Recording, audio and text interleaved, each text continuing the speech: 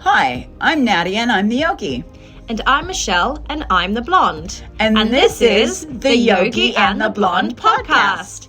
In this podcast, we offer guidance, Motivation, education, and inspiration to help you adopt healthy habits you can sustain for life. If you enjoy the podcast and would like further information, head over to our Instagram or YouTube pages. You can find the links in the bio. Hello and welcome to the Yogi and the Blonde podcast. Welcome to the podcast, everyone. That was very German. Welcome. Welcome to our hotel. We are back with another episode, which we think is quite timely for the time of year, which for us is now in the run-up to the summer holidays and Christmas. Of course, you might be listening to this at any point in the future. So just to give you some context. And in our last podcast, we talked about how everyone is so busy. Busy bee. Everyone's a busy bee. And that has just continued. And people that we're speaking to are stressed. Everyone's stressed. Even though the sun is shining, everybody's busy. There's so much going on. So we thought what would be very useful would be to talk a bit more about stress, but more crucially, how you can manage your stress. Now, if you have been an avid listener of the podcast and a follower of us, then you will know that Nadia, amongst many other things, is also a breath coach. So we're going to focus specifically on how you can manage your stress using your breath, because obviously there are millions of ways that you can manage stress, but we're going to go into a bit of detail in this tool in particular. Yes, the breath. The breath is a powerful, powerful tool. So if you think about it, if you haven't watched to any of our other podcasts where I've talked about the breath, I'm going to do a bit of a recap as well. So the breath can make us sick, but the breath also heals us. Our nervous system is affected by how we breathe and the breath, how you breathe. Really, because when you think about how we breathe, we tend to just breathe, those that are watching, in the upper part of your chest cavity. And a lot of that is short. It's a longer inhale, shorter exhale, or just mouth breathing. And this is what makes us sick.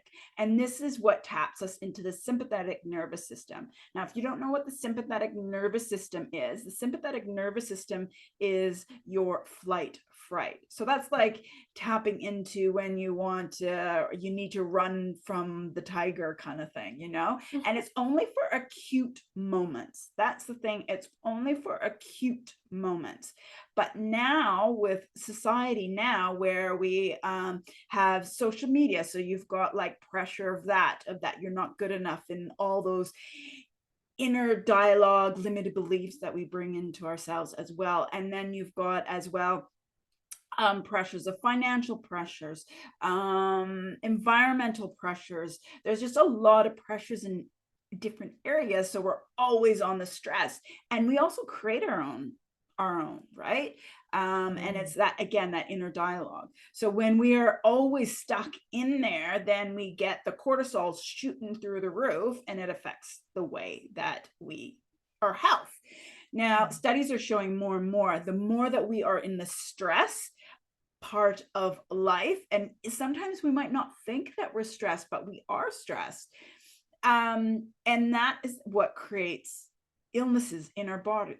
Cardiovascular, cancer, diabetes, any of that kind of thing, heart issues, like heart attack, heart dysfunction, not strokes, but any of that can be caused by constantly being stuck in that stress mode rather than being there just an acute, because our body is made for acute, not permanent.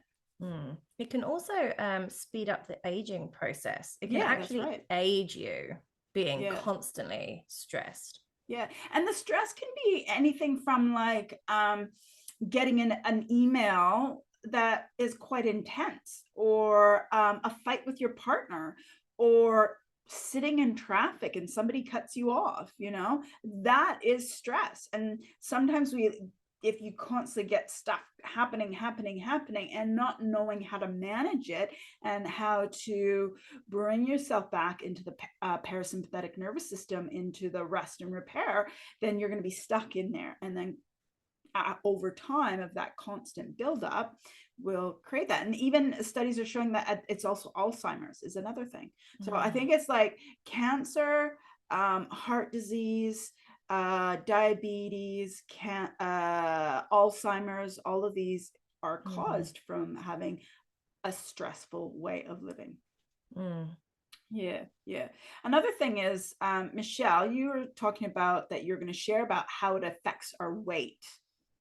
Yeah, so I'm currently training somebody who is pregnant, and it's very, very common during pregnancy to become a little bit insulin resistant.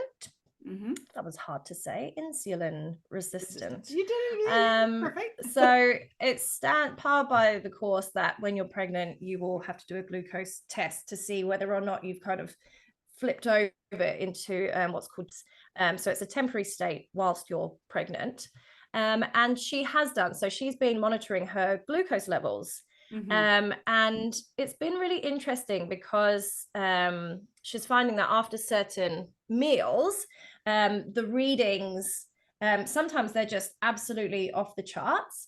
Wow. And because she's kind of having similar types of meals, and they're having different readings, she's kind of started to kind of look a bit more holistically and say, well, what else is actually happening here? This surely isn't just about what I'm eating and then my blood sugar spikes. And what she has found is that she's going through quite a stressful period at work at the moment. She's heavily pregnant. She has a toddler and she's still working, and it's very, very stressful because there's a lot to do before she goes on maternity leave. And she has found that when something has happened that has made her feel quite acutely stressed, that's when the blood glucose levels are going higher than they normally would when she eats that same meal. Wow. So actually the stress that she's under is actually affecting her other bodily functions, such as digestion and glucose disposal. So it's just very interesting to show that the way it manifests itself in your body, and like you said, how it links to causing all of these different diseases, because it has a part to play in absolutely everything. So that's really interesting, just how being stressed can affect how your body processes foods and shuttles them away or doesn't.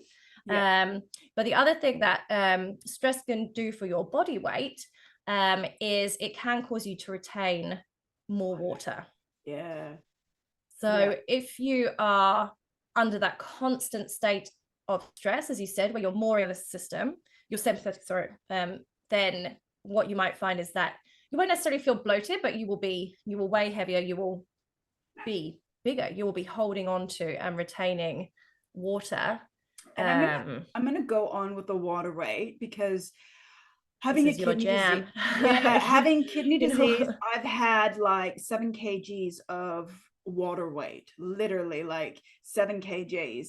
And what happens is when you are retaining extra water, it's harder for you to engage your muscles. So be mindful of that when you go to the gym and you are aware that you're retaining water, that be mindful when you are not able to access those muscles that much. And it was interesting, like for me, it was, I was seeing a physio this many years ago, and I was seeing a physio and I said, oh, I'm retaining a bit of water today because I can feel it.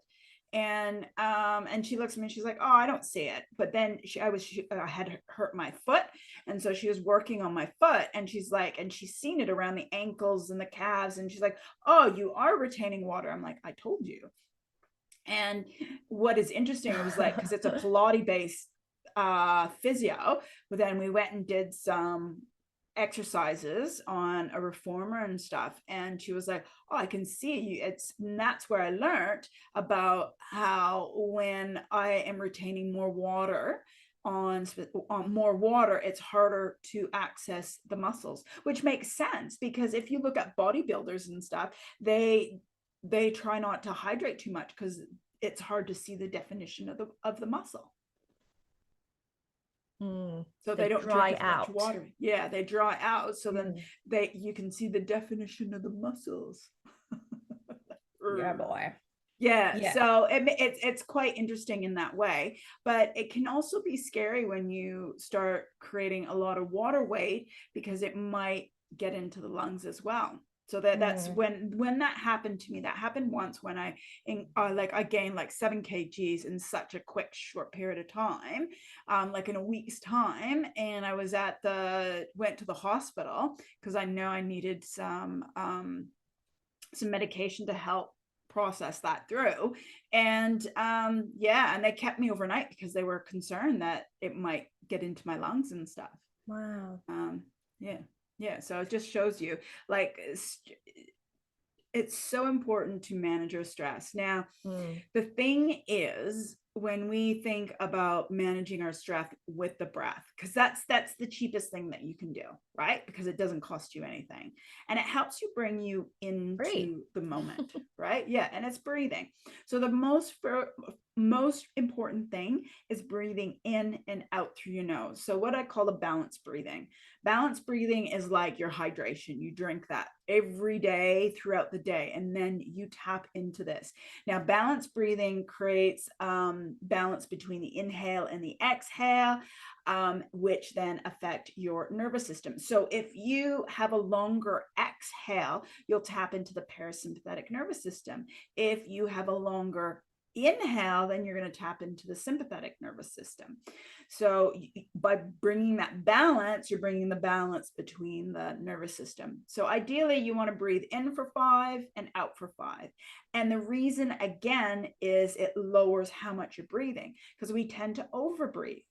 And this is also what makes us sick. So we're not breathing properly. We're breathing short breaths into the chest. We're mouth breathing, and we have lots of breaths through within 1 minute rather than having less breaths. Makes sense? Because then it lowers your heart rate down.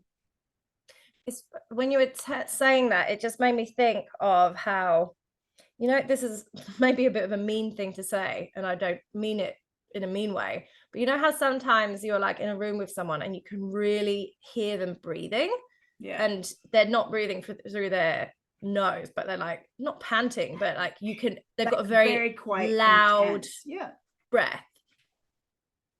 They're probably not breathing.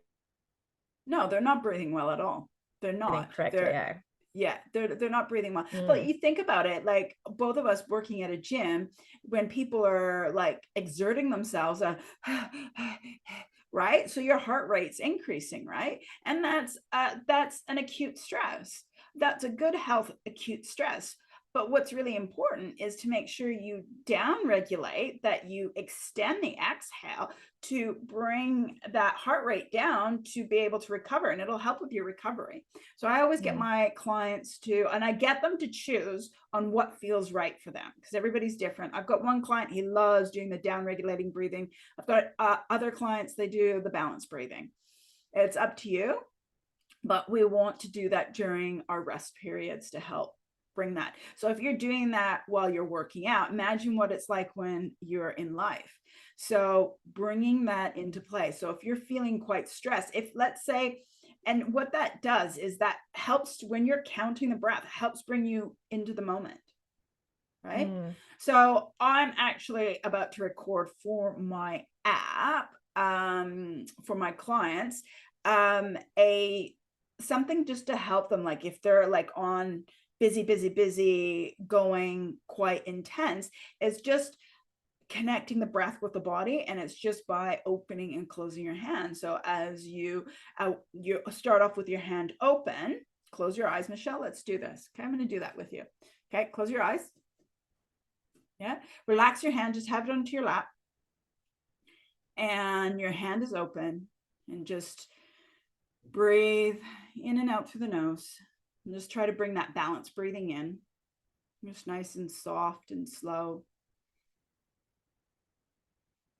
And the hand is open. And then on your inhale, you're going to gently curl the fingers into a gentle fist. And as you exhale, you're going to uncurl the fingers and open the hand. And I just want you to bring that awareness of connecting that movement of the body and the breath. You may get distractions of like thoughts and emotions, and that's okay. Just come back to connecting the breath and the movement of the hand.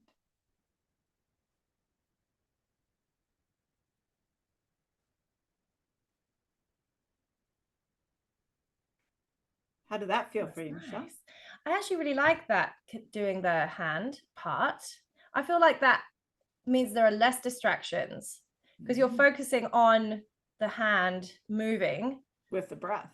Yes. Whereas if you're just focusing on the breath, I'm either counting the numbers, which I guess is fine, but then there's more chance of you straying. Whereas that one, I was like quite focused on. But the straying is not a bad thing, though, Michelle. The straying is not a bad thing. That's the thing, is that we can't have that attachment of it being a bad thing. We have, like, as humans, we have like over 10,000 thoughts a day. Okay. So it's not about stopping the thoughts, like blocking them, but it's about being aware and let them come and let them dissipate, because they will come. It's how you approach it. It's if they come in and you attach and get really upset and you stupid distractions and stupid thoughts and then you're actually fueling that. But if you become it comes through and you're like, okay, you're aware, you become aware quite quickly, and then it just dissipates, and then you're back into the breath, you're meditating, whatever you're doing, focused on something, and then another one will come through, and then you'll become aware, and then you'll become aware, because you become aware, you've stopped ego, and you'll come back to that point. And that's the exercise. It's like exercise, but for your focus and state of mind. It's like exercise, right? You go through that strain bit and then it comes through. Okay. That was a good little nugget for you, though, right, Michelle? That was a good little nugget for you. The hand and the breath. That's the problem. It's how you react to it. That's the problem. Yes. So if these thoughts are coming in and then you're like getting stressed and like, oh my God, I'm supposed to be meditating and I'm supposed to not be thinking and blah, blah, blah. That's probably more damaging than if you just accept, oh, okay, that's there. I'm not going to deal with that right now. And then just get back to your task. Yeah. It's that craziness that's probably the damaging And that's what thing. a lot of people struggle with that bit. Yeah. So, and that's the thing of like, when you're looking, these are all tools, right? So that's the meditation, gratitude, mindfulness. This is about mindfulness and meditation. It's about being present in the moment, because the breath is never in the past. It's never in the future. It's like right here as we speak, we are breathing, right? Unless you're holding your breath. I'm holding my breath and I'm trying to speak as quickly as I can. I don't know if you could. Well, and I guess that can happen sometimes when people are quite stressed as well. Like they almost hold their breath. Yeah. And in saying that, breath holds aren't a bad thing either, but it's how you use them and how you implement them. That's another story, another time. But I guess if you're doing it and you're not even aware that you're doing it, because you're tense, stressed about something intense, and then it's like, so it makes things worse, right? Yeah. But if you're purposefully doing a breath hold with intention and with purpose, like a good intention and purpose, that's a different story. Yeah. So if someone is finding themselves, oh my God, I do recognize that I'm quite stressed throughout the day, the balanced breath is what you would recommend to do throughout the day, or down regulating. Throughout the day. Okay. Yeah, throughout the day. And the down regulating is what you would do to help with that, or just bring that focus on the hand and the breath of what we've done. I got Michelle. I walked a quick little short version of it for Michelle. And that's all you need sometimes. I was going to say, how long would you recommend that people do it for? Let's say they're stressed because they're a busy bee, and then they might be thinking, oh my God, I haven't got all day. Like, what would you say the minimum I probably would amount? I probably would do a few minutes, a few minutes. Okay. 2 minutes, a minute. Yeah. So it's you get a lot of people, but then if you think you don't have the time, then that's just the story that you're telling yourself. Everybody's got a bit of time, like something Michelle and I were talking about, and that's what we did in our last podcast, about it's just we're distracted. And it's like, well, I bet you there's a lot of times that you're on social media where you could actually be doing that instead of scrolling, because we get in that lost in that thing of like the TikTok reels, the Instagram reels, because I've been there. I'd be like, oh, looking at some stuff for inspiration and ideas and just learning, and then next thing I know, I'm on a vortex and a half hour went by and I'm like, shit. Where am I? So don't say you don't have any time, because you do. You do. If you've got time to scroll on Instagram, on any social media platform of any sort, you've got time. So it's just an excuse. It's the way that I see it. That's my point of view. It's just an excuse. It's a distraction, right? It's just because we want to disassociate with life. We want to disassociate with what might be challenging our heart. So anyways, that's just my point of view. So I think that's pretty much it there. I think we should just leave it at that, Michelle. I feel really relaxed from doing those in and outs in this. Well, and stress can be a state of mind as well. We say this is a stressful period. It doesn't have to be. This can be an enjoyable period. It's summer, the sun is shining. We're going to be busy because we're going to be potentially socializing with people more, which isn't a negative thing. So, it's just reframing stress also sometimes. And, you can do what you can do. Things will get done. And ultimately, you feel stressed about something because you care about it. So I think, and not always that. I'm going to